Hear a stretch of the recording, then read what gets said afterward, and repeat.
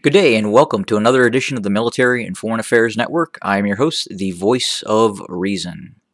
In this episode, I wanted to take a look at the overall scope of the conflict and provide another map view of the conflict as well. Some folks were requesting a map that showed who was in control of what territory. Now, while that does not do that to the greatest of extent, it does show who controls what minor towns and cities and so forth, and I think is a pretty good resource. But if we look at the way the conflict is continuing between the Tigray region and the Ethiopian federal government and its Eritrean allies, this map really kind of shows you right now who is controlling the tempo of the conflict. And what I mean by that is right now in this conflict, we are seeing the Ethiopian side, the Ethiopian federal government, having to respond to the actions of the Tigrayan Defense Forces. The Tigrayan Defense Forces absolutely control right now the tempo of this conflict. And obviously, prior, several months ago, it was a little different. And as we look at this map, six months ago, this map looked quite a bit different. This map was, again, looked really completely different. If we look at the green, which indicates areas of control by the region of Tigray, most of this was red, with the exception of central Tigray. And through military defeat and tactical defeats, the Ethiopian army found it just too costly to stay inside of the Tigray region, and withdrew. And not only did it withdraw, but it was quite literally chased out of the Tigray region, both in the east. Those forces were pursued by the Tigrayan Defense Forces, and as they moved south, they were pursued by the Tigrayan Defense Forces, who had consolidated and prepared for further operations inside of central Tigray. And that, in a combination with the breakdown of the Ethiopian army, has resulted in the current map that you see today. And obviously, most of the Tigray region is under the control of the Tigrayan Defense Forces and the Tigray regional government. The Eritrean army still controls some border crossings and one or two towns inside of the Tigray region proper. And obviously, west of the Tigray River, you can see the Amhara militias that still control this area with the support of the Ethiopian army, and in Hamora, the Eritrean army as well.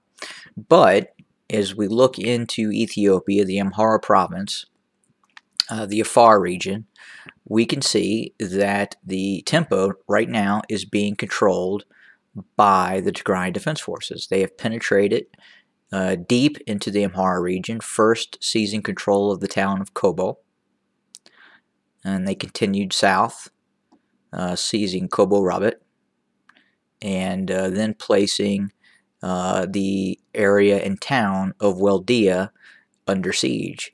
And you have to understand, as these forces press south, there were a number of military defeats, starting here in Korum, military defeat by the Ethiopian army. There were military defeats around Alamata, and there was further military defeats as the Tigrayan Defense Forces prosecuted the conflict into the Amhara region and engaged forces around Kobo. And again, significant defeats in that area as well. And furthermore, we have now seen more significant defeats in and around the town of Weldia, which is clearly, you can see here, is under siege.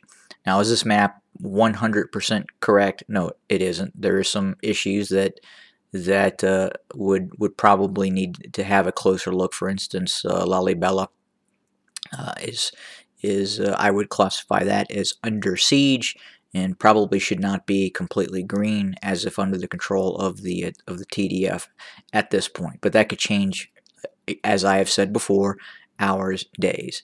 And then obviously again here in Debark, that town is also under siege as well, and you can see that by the indicated colors on the map, with the green and the gray would indicate a conflict between the Tigrayan Defense Forces and the Amhara militias. And then here too, Waldea, you can see it's part gray, part red, with a green semicircle around it, would indicate that town is under siege.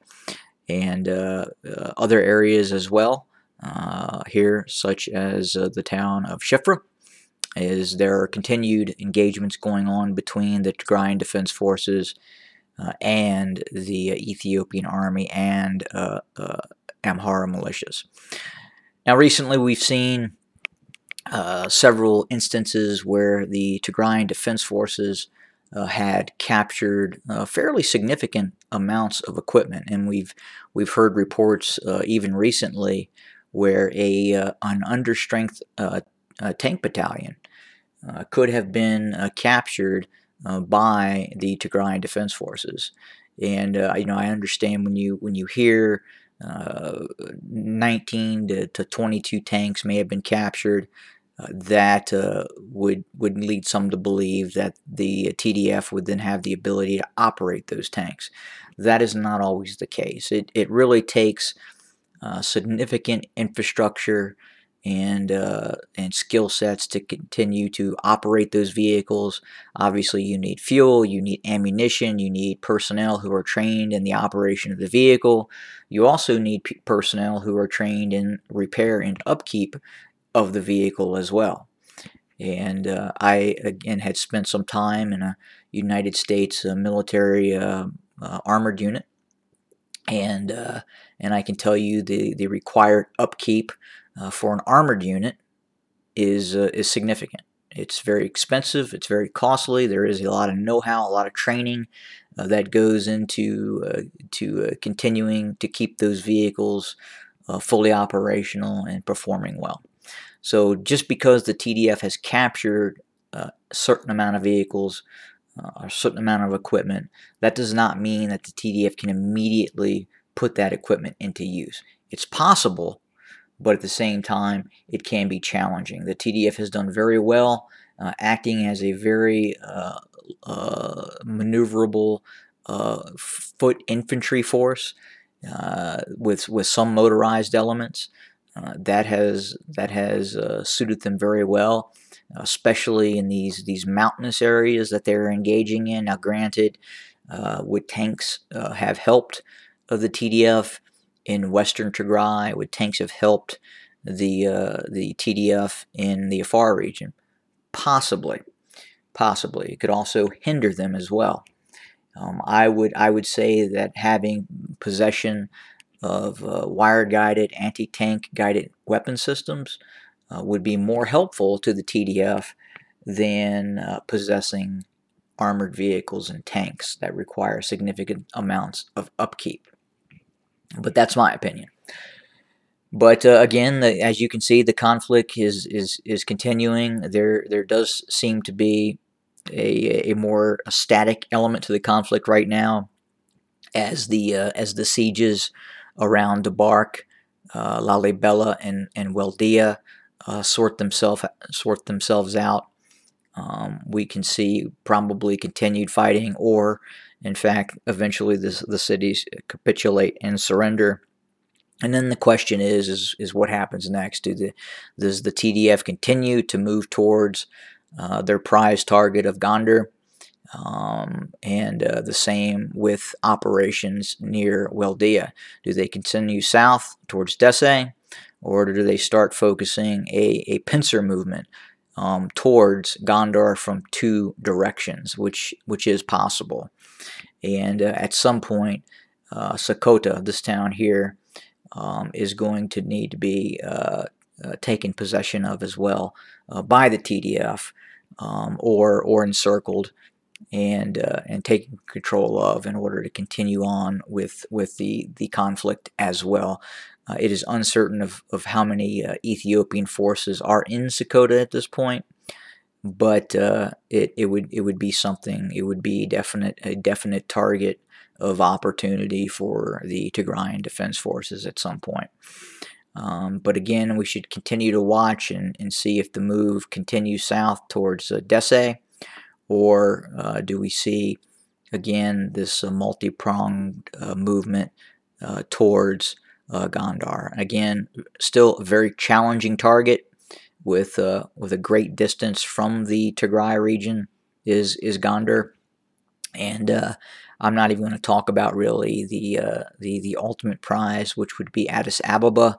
Again, that is obviously it's not even on the map yet here, so it's just something that I think is a long way off before some of these other issues are sorted out by the TDF. But obviously they are in the midst of doing that as we speak. But we will continue to keep an eye on the situation and report as news warrants. Have a great day, everybody.